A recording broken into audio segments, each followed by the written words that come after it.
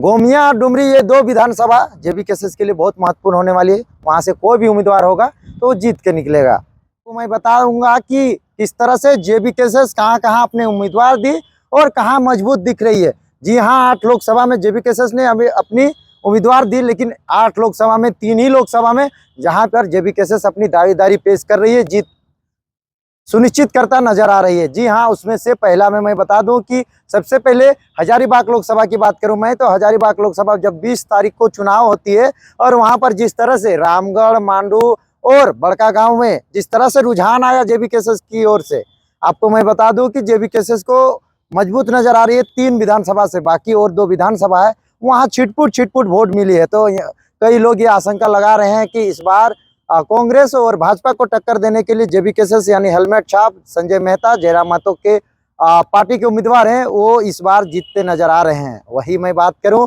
गिरिडीह लोकसभा और रांची लोकसभा के, तो मैं बता दूं कि रांची लोकसभा के देवेंद्रनाथ महतो और गिरिडीह लोकसभा के जयराम महतो जो जेबी केसेस के सुप्रीमो है, वो भी काफी ज्यादा मजबूत नजर आ रहे हैं। मैं सबसे पहले ये बता दूं कि जयराम महतो के ही जितने भी रोड शो हुए हैं और जनसभाएं हुई, करीबन लाखों का भीड़ हुआ। नॉमिनेशन में भी 1 डेढ़ लाख भीड़ हुई, जिसके कारण लोगों का ये कहना है, जगह जगह पर चर्चा परिचर्चा है कि लोग बिना पैसे से इतना लोग चुनाव के समय दरमियान में इतना भीड़ हुआ है। तो समझ लीजिए कि एक क्षेत्र में 1.5 लाख 1 लाख अगर भीड़ इकट्ठा हो रही है, तो सोचिए कि उस क्षेत्र के उस विधानसभा से अगर 1 डेढ़ लाख भीड़ हो जा रही है, तो जरूर वहां से वो बढ़त बनाते हुए नजर आएंगे। तो 6 विधानसभा क्षेत्र जयराम महतो का है, जो कि वो कह रहे हैं कि डुमरी और गोमिया जहां पर लाख लाख वोट आएगी, लाख पार वोट आएगी। और ये कह रहे हैं जेबी केसेस का बहुत सारा ऐसा ये क्या बोले कि उन लोग अपना शेड्यूल और बनाए थे कि चुनाव प्रचार का, उस चुनाव प्रचार में जिस तरह से भीड़ आई थी उस भीड़ के अनुसार ग्राफ जो बनाया है उन लोग कि कहाँ हम लोग ऊपर गए कहाँ नीचे गए। तो बाघमारा में थोड़ा कमजोर दिख रहे हैं। टुंडी में भी जयराम महतो कह रहे हैं कि हम अव्वल हैं, अपना टुंडी विधानसभा अपना घर है। वही मैं बात करूँ कि गिरिडीह विधानसभा क्षेत्र गिरिडीह सदर का, तो वहाँ जयराम महतो कमजोर नजर आ रहे हैं। वही जब बात की जाती है बेरमो की, तो वहाँ कहते हैं कि नहीं 50-50 में है। एक तरफ जयराम महतो 50 में, बाकी उन लोग 25-25 यानी कि मथुरा प्रसाद और चंद्र प्रकाश चौधरी 25% और 50% अकेले जयराम महतो। ठीक उसी तरह गोमिया और ठीक उसी तरह डुमरी में। गोमिया और डुमरी ये 2 विधानसभा जेबी केसेस के लिए बहुत महत्वपूर्ण होने वाली है। वहां से कोई भी उम्मीदवार होगा तो वो जीत के निकलेगा, क्योंकि वहां के लोग जयराम महतो को काफी समर्थन कर रहे हैं, पसंद कर रहे हैं। अब चर्चा की बात आती है देवेंद्रनाथ महतो जो रांची से चुनाव लड़ रहे हैं, तो देवेंद्रनाथ महतो नॉमिनेशन करवाते हैं, उसके ही उसी दिन नॉमिनेशन हुआ और जेल चले गए। जेल गए, 2 हफ्ता जेल में रहे, उसके बाद उसी जेल से निकले और चुनाव प्रचार में 1 या 2 दिन वो क्षेत्र भ्रमण किए। 2 दिन, जिस दिन जेल से निकले उस दिन और उसके नेक्स्ट डे क्षेत्र भ्रमण किए। और जिस तरह से लोगों का रुझान आया, और वो जब जेल में थे देवेंद्रनाथ महतो, तब बिना देवेंद्रनाथ महतो के रांची लोकसभा क्षेत्र के और छात्र जो वो छात्र नेता थे, तो उनके सहयोगी साथी, चाहे योगेश भारती हो, चाहे चंदन जी हो, उनके इन लोगों के सहयोगी रविंदर लोग है, उन लोग मिलकर योगदान दिए हैं उनके साथ। जब जेल से भी निकले तो योगेश भारती लोग काफी उनके साथ थे, और भी जो जेबी केसेस की टीम थी उनके साथ थी, और क्षेत्र भ्रमण करना शुरू किए।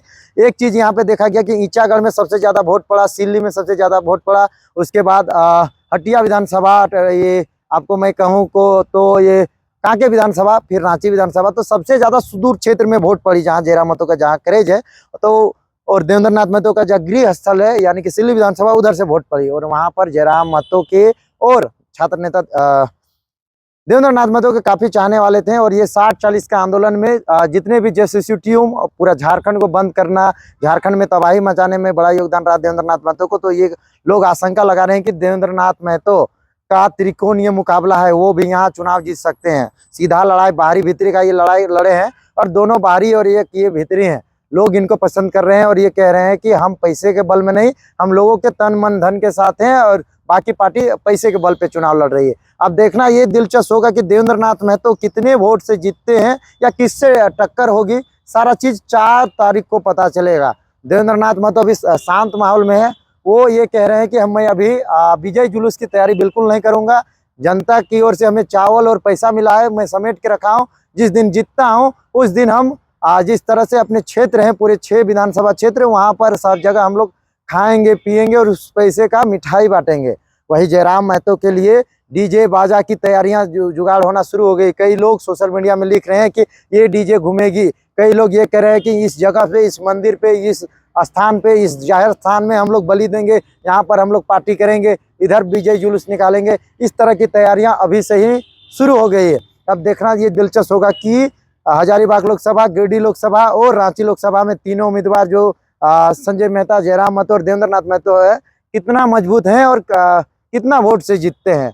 लेकिन बात आती है विधानसभा की, तो विधानसभा में आपको मैं बता दूं कि ये लोग पूरे राज्य में टिकट बांटने के प्रयास में जुटे हुए हैं। मैं इतना बता दूं कि 40 से पार, यानी कि जितना में एक सरकार बनती है उससे ज्यादा इन लोग टिकट बांटेंगे। 50 के लगभग टिकट बांटेंगे और ये लोग 50 विधानसभा क्षेत्र में अपना उम्मीदवार उतारेंगे और एक नई सरकार बनाने की तैयारी पे जुटे हुए हैं। बाकी हम लोग 4 तारीख को देखेंगे कि किस तरह से किसका रुझान आती है और बाकी पार्टियों के कितना वोट मिल पाती है। बाकी जोहार रहेगा, सभी से विदाई लेते हैं। जोहार।